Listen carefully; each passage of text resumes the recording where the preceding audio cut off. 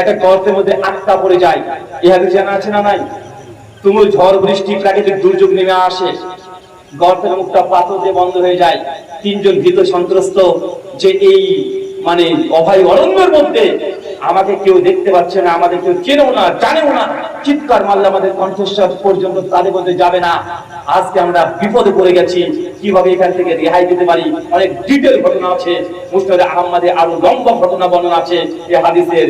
তিনজনের মধ্যে তারা নিজের স্মরণ করতে লাগলো যে জীবনে কি নেক আমল করেছি, কোন ভালো আমলটা করেছি, যে ভালো আমলের ওসিলায় বরকতে আল্লাহর কাছে আজকে দোয়া চাইবো, আল্লাহর কাছে ক্ষমা চাইবো, আর আল্লাহ এই আমলের বরকতেই আমাদের বিপদ থেকে উদ্ধার করবে। এই হাদিস জানা আছে না নাই? ওই যে যুবক বলেছিল যে আল্লাহ, আমার একটা কাজিন সিস্টার মানে নিজের আত্মীয়র মধ্যে আমার একটা খালাতো বোন ছিল, তাকে আমি প্রচন্ড ভালোবাসি। একজন নারীদের পুরুষকে যতটা ভালোবাসতে পারে অতটাই আমি ভালোবাসতাম।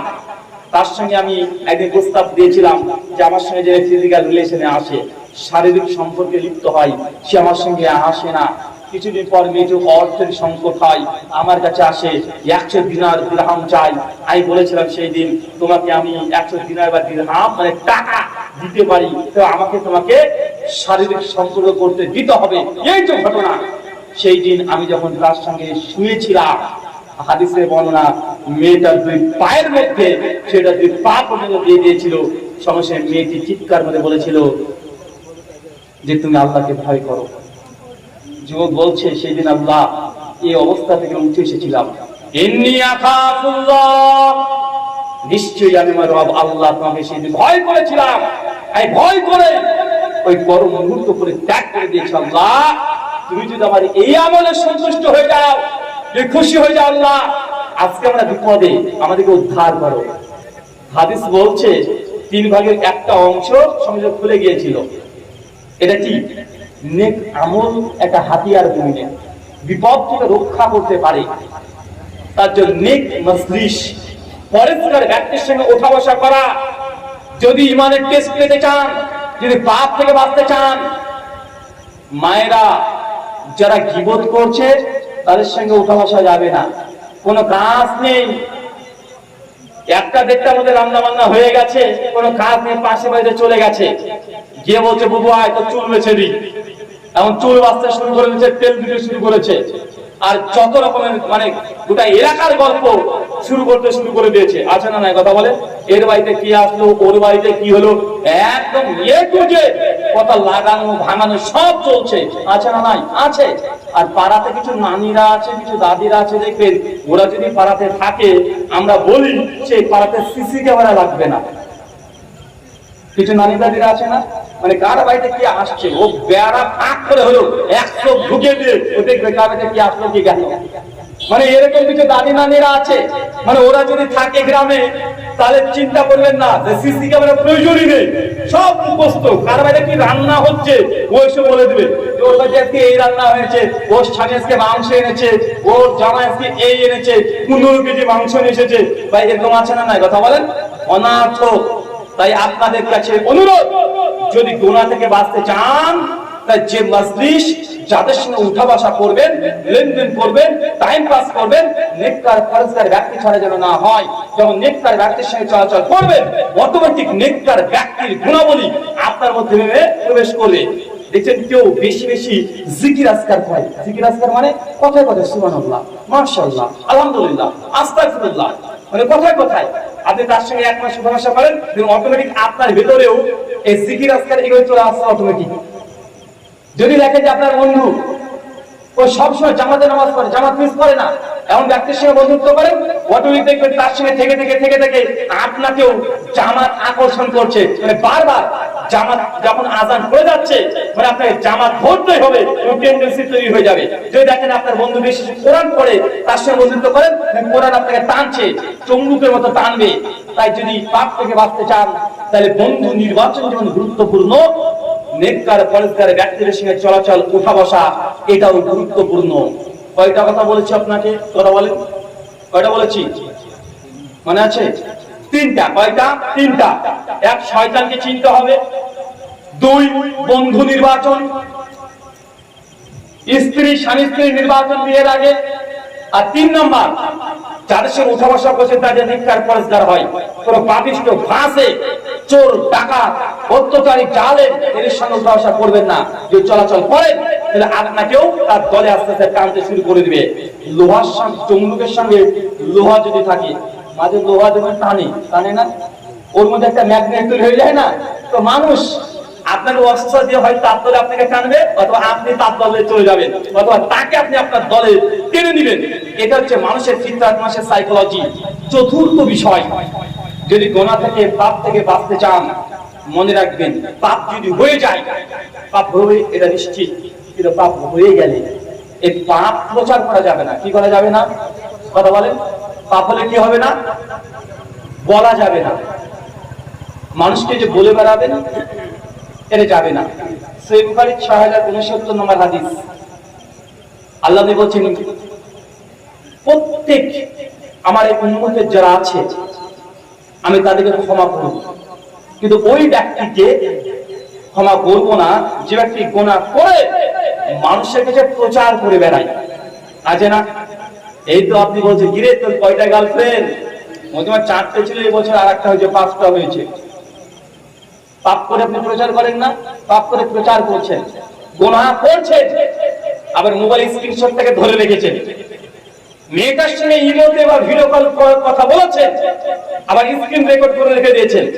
1 মাস 2 মাস 3 মাস পর মেয়েটার যখন অন্য জায়গায় বিবাহ ঠিক হয়ে গেছে তখন তাকে ব্ল্যাকমেল করছেন, তোমার সঙ্গে বিয়ে করবি না, তোর ভিডিও ফাঁস করে দিব। সোশ্যাল মিডিয়াতে এই যে ভিডিও ভাইরাল হচ্ছে না ভাইজান? কেন? তার গুনাহ করেছে, গুনার আবার প্রমাণ রেখে দিয়েছে। কি রেখেছে? প্রমাণ রেখে দিয়েছে।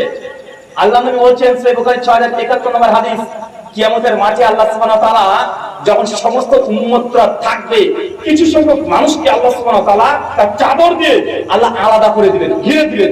মানে অনেক উম্মত থাকবে, আল্লাহ নিজের চাদর দিয়ে তাদের সঙ্গে আর আল্লাহর সঙ্গে একটা কানেকশন তৈরি করে দিবে, আর এই ব্যক্তিগুলোকে দেখতে পাবে না, মানে আল্লাহ ঘিরে দিবে তাদেরকে। আল্লাহ তারপরেই একটা কাগজের টুকরা বের করবে, তার হাতে দিয়ে দিবে, বলে পড়তে থাকো। তখন আপনি ওই কাগজের টুকরাটা বের করে পড়ছেন, দেখছেন অনেক লম্বা লিস্ট। আল্লাহ বলবেন, চিনতে পারছো?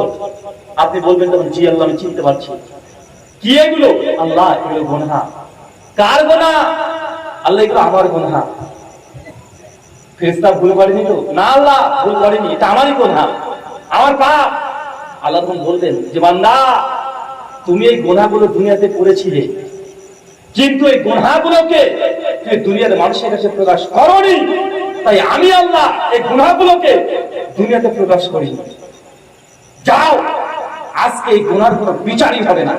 আল্লাহ সঙ্গে সঙ্গে আপনার গোপনকৃত গুনাহগুলোকে আল্লাহ মাফ করে আপনাকে জান্নাত দিয়ে দিবে। কথা বুঝতে পারলেন না? মনে হয় মানে আপনার দ্বারা একটা গুনাহ হয়েছে, কিন্তু আপনি কাউকে বলেননি, সেই গুনাহ প্রকাশ করেননি। যে কোনো গুনাহ হতে পারে, যতই গুনাহ কাবিরা হোক, কেউ জানে না, শুধু আপনি জানেন আর আল্লাহ জানেন, আর যার সঙ্গে গুনাহটা হয়েছে সে জানে। তৃতীয় কোনো ব্যক্তির সঙ্গে এই গুনাহ শেয়ার করেননি। আল্লাহ বলছেন, সেই দিন কিয়ামতের মাঠে আমি আল্লাহ বলবো যে, বান্দা তুমি যখন দুনিয়াতে তোমার গুনাহকে গোপন রেখেছিলে, আর আমি আল্লাহ তোমার গুনাহকে গোপন রেখেছিলাম, প্রকাশ করে তোমাকে দুনিয়াতে লজ্জিত করি নাই, আজকে যাও, তোমাকে এই কিয়ামতের মাঠে লজ্জিত করবো না। আল্লাহ রহমান, তিনি রহিম, তিনি কিয়ামতের মাঠে আপনার এই পাপ, এই গুনাহ কাবিরা বড় গুনাহ হলেও আল্লাহ ক্ষমা করে দিবেন, আল্লাহ আপনাকে জান্নাতে দিবেন। এখন বলেন আপনার অবস্থা কি? আপনি গুনাহ করে তো গোটা দেশের মানুষকে প্রচার করে বেড়াচ্ছেন, আছে না? নাই কথা বলেন। গোটা দেশের মানুষকে আপনি প্রচার করে বেড়াচ্ছেন, কার মেয়ে পালিয়ে গেছে আপনি খবর পেয়েছেন, এখন ঢাক ঢোল পিটিয়ে বলে বেড়াচ্ছেন। চিন্তা করিয়েন না, আপনি অন্যের গুনাহকে প্রচার করেছেন, অচিরে আপনার এমন কিছু গুনাহ আল্লাহ এই দুনিয়ার মানুষের সামনে উন্মুক্ত করে দিবে, আপনি বুঝতে পারছেন না। মুমিনের গুনাহ এটাকে ঢেকে রাখতে হয়। কেউ যদি গুনাহ করে ফেলে, সে গুনাহ প্রচার করতে হয় না। গাম্বিনী বংশের একজন নারী এসে বলছে, ইয়া রাসূলুল্লাহ, আমি জিনা করেছি, আমি পাপ করেছি, জিনার মতো পাপ করেছি, আল্লাহ রাসূল তুহিরনি, আপনি আমাকে পবিত্র করুন। আল্লাহ নবী তখন তার কথা শুনে বলছে, কি ব্যাপার, এই জিনা করেছে মানে? সাহাবীদেরকে বলছে, দেখো তো মদ খেয়ে এসেছে কিনা, মুখে গেছে, মুখ নিয়ে গিয়ে দেখছি যে মদ খায়নি। আবার এসে বলছে, ইয়া রাসূলুল্লাহ, আমি জিনা করেছি, পাপ করেছি, আল্লাহ নবী আপনি আমাকে পবিত্র করুন। পবিত্র মানে কি জানেন? পবিত্র মানে মেয়েকে যখন রাস্তার ধারে নিয়ে যেতে হবে প্রকাশ্যে, ইটের পাথর দিয়ে মারতে মারতে মেরে ফেলতে হবে। কেন? বিবাহিত মেয়ে যদি নারী পুরুষ যদি জেনা করে, বিধান কি? রজম, হত্যা করতে হবে। পাপকে সাহাবীরা কত ভয় করতেন দেখেন, গুনাহকে কত ভয় করতেন। নবীর কাছে বারবার আসছে আর নবী চাপা দিতে চেষ্টা করছে যে না, প্রকাশ্যে না হয়, কোনোভাবে যেন না হয়, বারবার তাগিদ দিচ্ছে। আল্লাহ তারপরে তার এই গুনাহের সাজা দিচ্ছে। তাই নারী এবং পুরুষ যারা এখানে আমার কথা শুনতে পাচ্ছেন, আপনাদের কাছে ঐকান্তিক অনুরোধ, আকুল অনুরোধ, গুনাহ আপনাদের হবে, এটা ঠিক, এটাই নিশ্চিত, কিন্তু গুনাহ এটা প্রকাশ করা যাবে না, মানুষের গুনাহ প্রচার করা যাবে না। হ্যাঁ, কোন মানুষকে দেখছেন পাপের সঙ্গে জড়িত আছে, ডিরেক্ট তাকে গিয়ে বলে ভাই আপনাকে অন্যায় করতে দেখলাম, এটা করেন না ভাইজান, এটা করেন না, আল্লাহ নারাজ হবে। কিন্তু আপনি দেখলেন একটা গুনার কাজ, আর গোটা পাড়া মানুষকে বললেন যে গুনাহ করেছে তাকে সংশোধন করলেন না, এটা হলো? কথা বলেন, এটা হলো না। 4 নাম্বার, গুনাহ হয়ে যাওয়ার পরে, 5 নাম্বার, গুনাহ হওয়ার পরে সঙ্গে সঙ্গে একটা নেকির কাজ করতে হবে। কি করতে হবে? কি করতে হবে বলেন তো? যদি গুনাহ হয়ে যায় সঙ্গে সঙ্গে কি করতে হবে? একটা নেকির কাজ করতে হবে। কারণ গুনাহ উদ্বুদ্ধ করে শয়তান, নেকি করলে ওই গুনাহটা ধ্বংস হয়ে যায়। আচ্ছা, যেমন কম্পিউটার আপনাদের ছিল বা মোবাইল, কম্পিউটার বা মোবাইলে ভাইরাস ঢুকে যায় না? জাগি যায় না? কম্পিউটারে যখন আপনি ভাইরাস ঢুকে যায় তখন কি করেন? অ্যান্টিভাইরাস মারতে হয়, কি হয় না? ভয় আপনি ক্যাসপাই স্কাই মারবেন, অথবা কুইচিল মারবেন, বিভিন্ন রকমের সফটওয়্যার আছে অ্যান্টিভাইরাসের। তো মানুষের মধ্যে যে গুনাহ হয়ে যায় তাহলে কি করতে হবে? একটা যদি গুনাহ হয় 10টা নেকি করে ফেলে। কিভাবে? ফেসবুক চালাচ্ছিলেন, হঠাৎ করে একটা সিনেমার রিলস চলে এসেছে, 2-1 মিনিট দেখে নিলেন, সঙ্গে সঙ্গে তওবা ইস্তেগফার পাঠ করে আল্লাহ আউযু বিল্লাহি মিনাশ শাইতানির রাজিম, আমি সিনেমার একটা অংশ শুনে ফেললাম, আমি গান শুনে ফেললাম 1 মিনিট, সঙ্গে সঙ্গে কানে হেডফোন লাগিয়ে 10 মিনিট কোরআন মাজিদ শুনে ফেলেন। কি করবেন কথা বলেন? কোরআন মাজিদ অডিও চালিয়ে দেন, বা খারাপ করে কিছু আপনি দেখেছে, সহজে কোরআন মাজিদ খুলে একটুকু পড়ে নেন। তাই শয়তান চাইবে আপনাদের গুনাহ করাতে।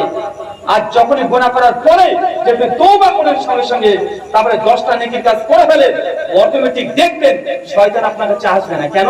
শয়তান বলবে আরে সর্বনাশ, এরে তোকে আমি ফেসবুক চালাচ্ছিলি তো ভালো কথা, তোর সামনে একটা ন্যাংটা মেয়ের 1 মিনিট ড্যান্স দেখালাম তো কি আমি অসসা দিয়ে, আরে বেচারা তুই 1 মিনিট এই গান শোনার পরে তুই 10 মিনিট কোরআন পড়ে ফেললি, শয়তান তখন রেগে যাবে।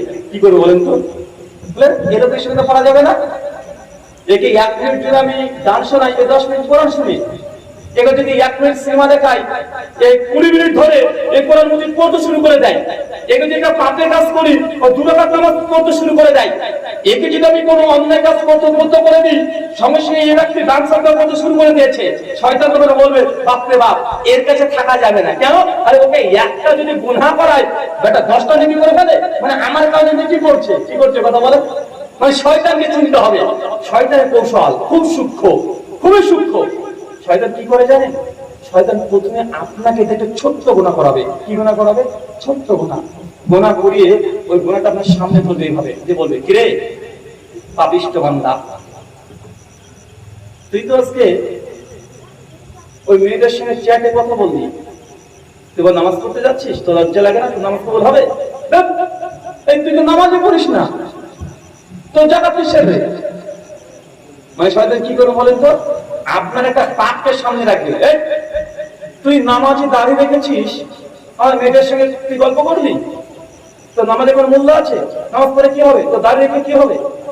মানে শয়তান এসে আপনাকে কি করবে? আপনার হার্টে টেন দেবে। মানে প্রথমে একটা গুনাহ করাবে, ওই গুনাহকে সামনে রেখে আপনাকে আবার প্রমাণ করে অন্য নেকির কাজ থেকে আপনাকে বঞ্চিত করার চেষ্টা করতে হবে। সে করবে, কিন্তু আপনাকে কি করতে হবে? আরে নামাজ, রোজা, হজ, যাকাত যে নেকির কাজগুলো আছে, যতই গুনাহের সঙ্গে যুক্ত থাকেন সেগুলোকে পরিত্যাগ করা যাবে না। কি করা যাবে না? সূরা আনকাবুত 29:45 আল্লাহ বলছেন না সালাতা তানহা, নিশ্চয়ই নামাজ মানুষকে অশ্লীল মন্দ কাজ থেকে দূরে রাখে। নামাজ হচ্ছে এমন একটি ইবাদত যে ইবাদত মানুষের অন্যায় পাপাচার থেকে মানুষকে দূরে রাখে